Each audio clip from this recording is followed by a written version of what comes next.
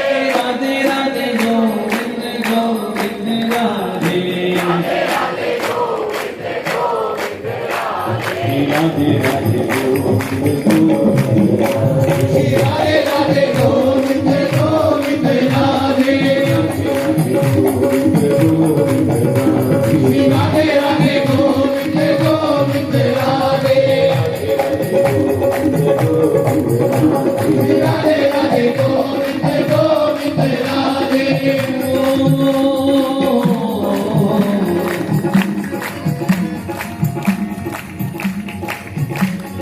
वृंदावन वास कर आस कर किशोरी की,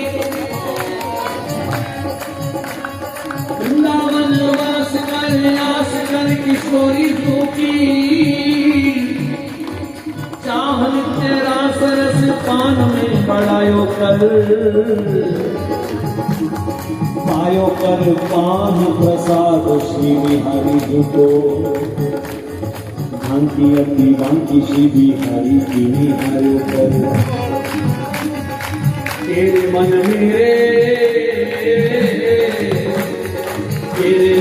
मेरे चक्र 84 जो नसायो चाहे, निशियाम नाम राधा राधा को उचारो कर, निशियाम नाम राधा राधा को उचारो कर, निशियाम नाम राधा राधा को उचारो कर, निशियाम नाम राधा राधा को उचारो कर।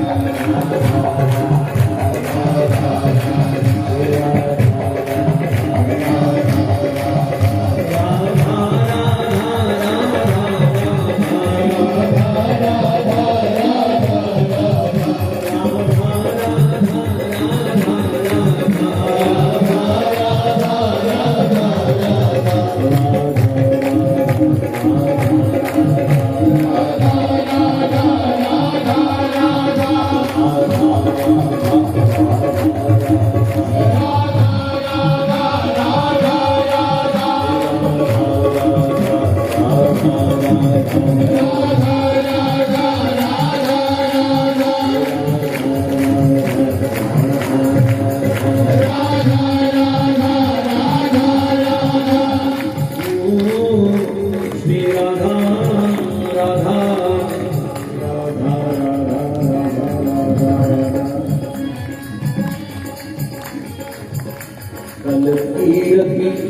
कल कीर्ति सी कमनीयता कामिनी कंत सी राधा, प्रभु प्रेम समाधि की साधक सी, सुर सेविता सुंदर संत सी राधा, ब्रज चंद्र से है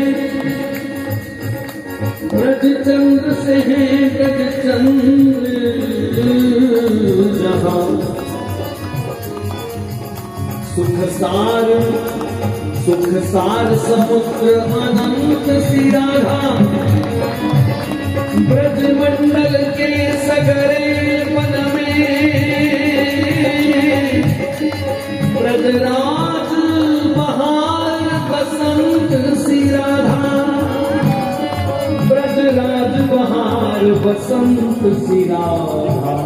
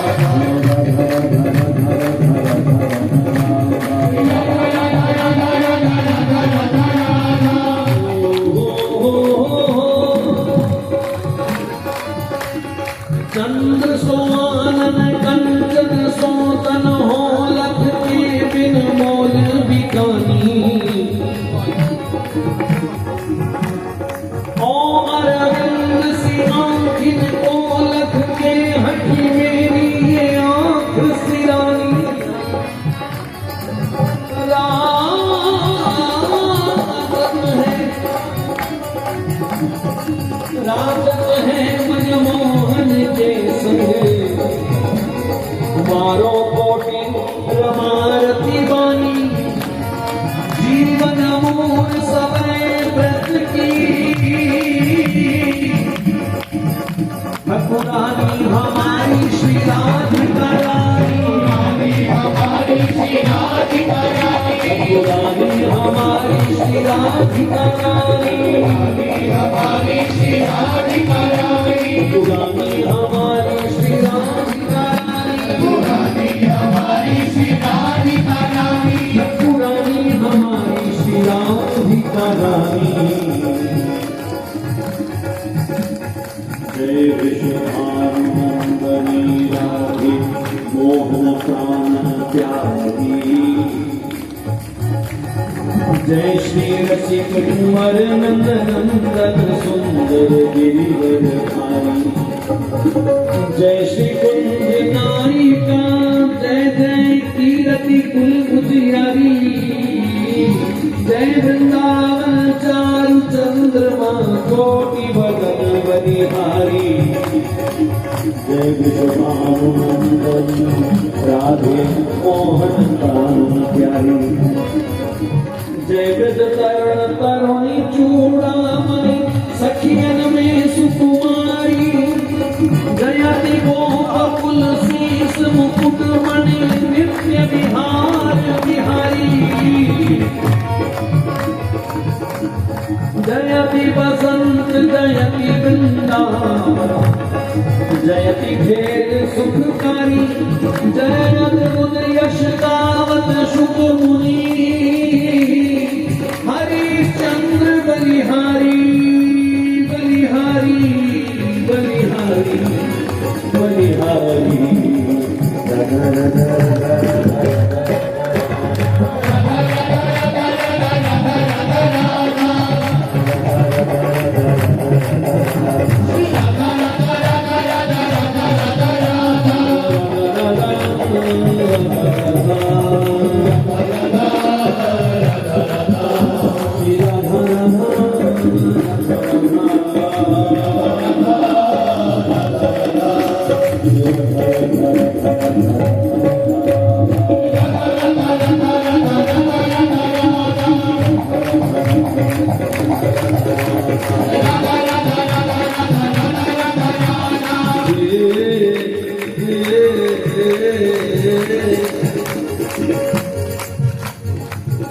रसना रसना पीती रहे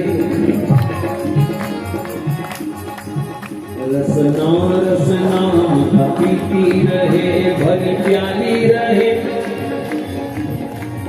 प्याली रहे नव में सुधा की हंसता दिखलाता तुमेन का सारस सामने हो मेरा सांवरा साकी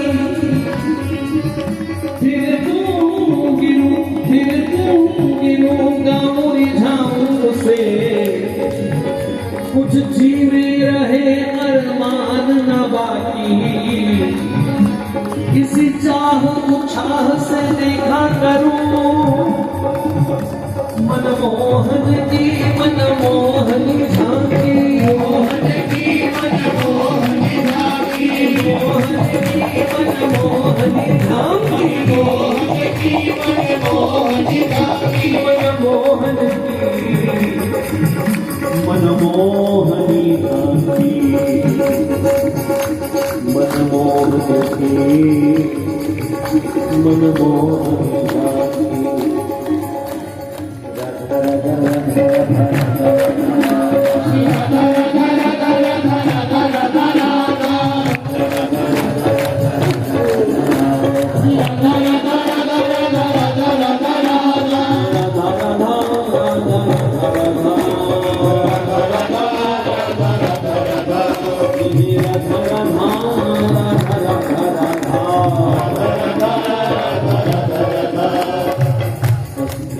और सुनो आप कहोगे कथा के बीच राधा राधा गाने लग गए। कथा तो 56 भोग है और राधा नाम तुलसी दल है। और तुलसी दल के बिना 56 भोग स्वीकार नहीं होता भैया। क्यों कहे राधा राधा? एक बार राधा कहे प्राण पावन हो, एक बार राधा कहे प्राणी पावन हो। एक बार, जब एक बार का इतना पुण्य है तो बार बार का कितना पुण्य हो। सच्ची बात बताऊं, अभी हम पावन नहीं हुए, अभी तो पिछले जन्मों की बुहारी चल रही है। तो पूरा जब सारा एक तरफ हो जाएगा ना, उस दिन देखना तुम राधा नाम गा नहीं पाओगे, पागल हो जाओगे, टक्करें मारोगे दीवार से। एक बार राधा नाम बोलते बोलते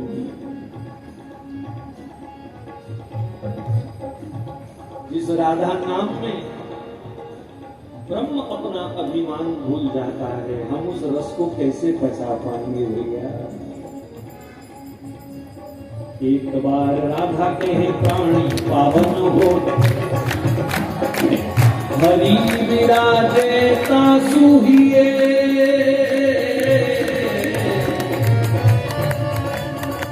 हरि विराजे तासुहिए, जगे प्रेम की जो, जगे प्रेम की जोत सांवरो दिए विराजे, जगे प्रेम की जोत सांवरो दिए विराजे। पीतांबर वनमाल अनुपम भूषण साधे। एक और लाभ है, लेना है किसी को, मिले मिले क्या मिले वृंदावन राधे राधे, मिले वृंदावन वास होत है प्रेम अगाधा। ओ पगले जीवन है दिन चार, जीवन है दिन चार, सुमिर श्री राधा राधा राधा राधा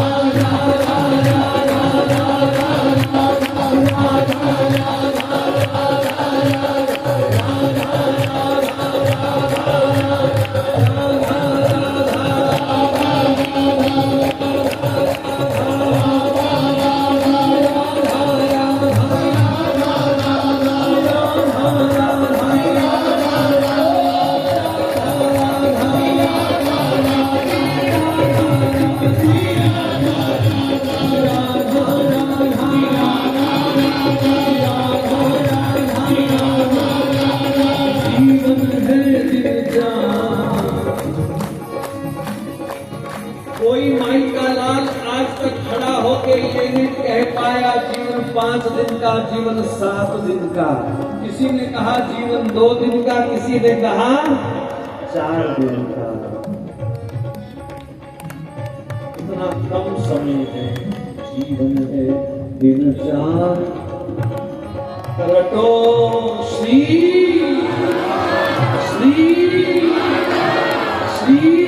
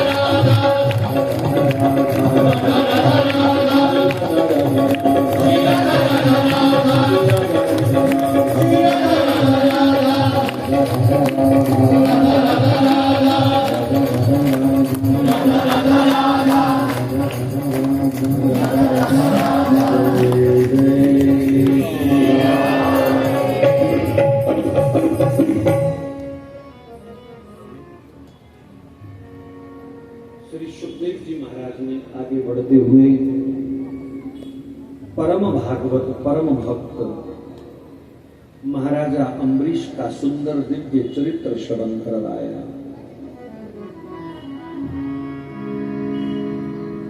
अध्यात्म के भक्ति के समस्त प्रश्नों का एक उत्तर है अम्बरीश। सेवा कैसी, पूजा कैसी, कीर्तन कैसा, कथा कैसी, साधना कैसी, विरहा कैसी, तड़प कैसी होनी चाहिए, इन सब प्रश्नों का एक उत्तर है अम्बरीश जैसी। संपूर्ण पृथ्वी के राजा हैं अम्बरीश। सप्तद्वीप नवखंड का राज्य, कुबेर से अधिक धन संपत्ति, लेकिन फिर भी परम भागवत का पद उन्होंने प्राप्त किया है। ये जो हम बहाने लगाते हैं ना, बहुत बिजी हैं, बहुत बिजी हैं, ये सब बकवास है। ये सब हमारा आलस्य है, हमारा प्रमाद है, हमारा अपराध है, हमारे पाप हैं। हम बड़े बिजी हैं, बड़े व्यस्त हैं, समय नहीं मिलता मंदिर जाने का, समय नहीं मिलता वृंदावन जाने का, समय कभी नहीं मिलता सज्जनों। समय हमेशा निकालना पड़ता है, और जहां हमारी रुचि होती है हम उसके लिए समय निकालते हैं।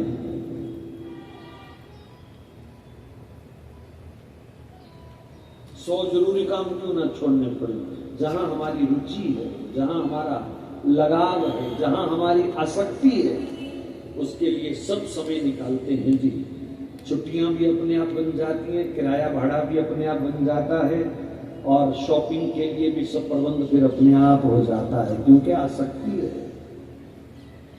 बहाने तो सब धर्म कर्म के लिए हैं, दान पुण्य के लिए हैं। अभी हाथ टाइट है, अभी समय टाइट है, अभी बहू घर में नहीं है, अभी बच्चे छोटे हैं, बड़े हो जाएंगे फिर कौन सा पहाड़ तोड़ लाओगे आप।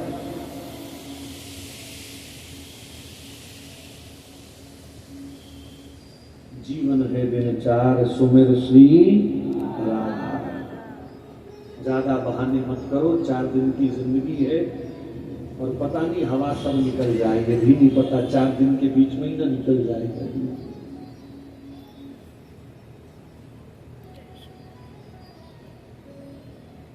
महाराजा अम्बरीश पूरी पृथ्वी के राजा हैं। आपका घर 7 मरले का है कि 10 मरले का है कि 20 मरले का है, मुझे नहीं पता, और पूरी पृथ्वी जिसका घर होगा वो कितना व्यस्त होगा, कितनी जिम्मेवारी होगी उस पर। लेकिन अम्बरीश का 24 घंटे का भजन है। कल मैंने एक सूत्र दिया था, हर समय भगवान को अपने अंग संग रखने का एक साधन है। खाओ तो सोचो श्री हरि भीतर बैठे प्रसाद पा रहे हैं, भोग लगा रहे हैं। चलो कहीं भी समझो श्री हरि मेरी राधा लाडली माधव संग मेरे अंग संग चल रही है। किसी पर भी दृष्टि जाए, अपने राधा माधव की झांकी उसमें से आपको दिखाई देनी चाहिए। सोवो तो समझो श्री जी के लाल जी के चरणों में सिर रख करके, वो तकिया नहीं है, लाडली लाल के चरणारविंद है। चलो तो समझो परिक्रमा कर रहे हैं। यही तो संतों ने सिखाया है, और क्या सिखाना है हमको। हमने कब कहा कि सब छोड़ छाड़ के जंगल चले जाओ? हमने कब कहा कि टी शर्ट पैंट छोड़ करके तुम भगवे कपड़े पहन लो? भागवत जी में कहीं भी इस प्रकार के त्याग के लिए सुखदेव जी ने बाध्य नहीं किया है। बस हर समय उनसे जुड़ा रहे मन, ये तरीके बताए हैं इन भक्तों के चरित्र के माध्यम से।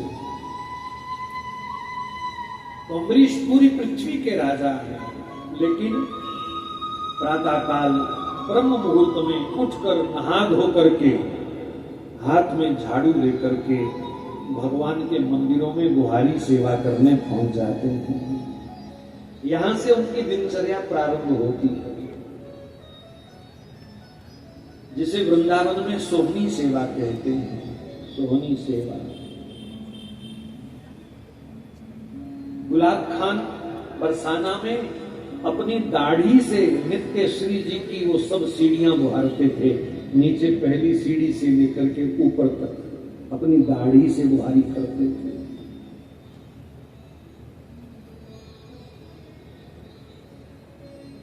श्यामानंद महाप्रभु ने गुरुदेव की आज्ञा का पालन करते हुए सेवा कुंज में सोहनी करते करते श्री जी के नूपुर प्राप्त कर लिए और श्री जी ने अपने हृदय से ठाकुर जी का सुंदर स्वरूप प्रकट करके उनको सेवा के लिए दिया, जो आज भी वृंदावन में विराजमान है।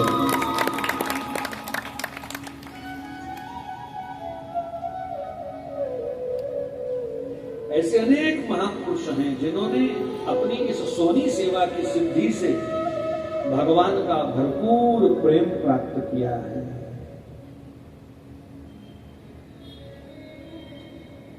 सेवा कभी छोटी नहीं होती, सेवा हमेशा बड़ी होती है। देखने में जो सेवा सामाजिक तौर पर छोटी लग रही है ना, वास्तव में वही सबसे बड़ी सेवा है। आपकी गली में, आपके घर में सफाई करने वाला ना आवे ना, तो तुम्हारा करोड़ों का घर जो है ना, वो कूड़े जैसा हो जाएगा। 2 दिन में रहने को मन नहीं करेगा। वो करोड़ों का इसलिए है कि किसी ने साफ किया है। तो क्या सफाई करना छोटी सेवा है? लेकिन मेरी प्रार्थना है इस कथा के माध्यम से अपने मंदिरों को साफ रखो, अपने तीर्थों को साफ रखो, अपने शहर की, देश की सड़कों को साफ रखो। पानी पिया बोतल फेंक दी, चाय पी कप फेंक दिया, वृंदावन गए लस्सी पी कुल्लड़ फेंक दिया, पान खाया, गुटखा खाया, मसाला खाया, कहीं भी थूक दिया। ये हिंदुओं को बहुत बड़ी बीमारी है। कीड़े पड़े हुए कुछ हिंदुओं के मुंह में, सारा दिन जगह जगह थूकते रहते हैं। वृंदावन की सड़कें लाल, गोवर्धन की परिक्रमा लाल। मैं एक बार चित्रकूट की परिक्रमा करते करते रो पड़ा महाराज, सारी परिक्रमा लाल की हुई थी, थूक थूक।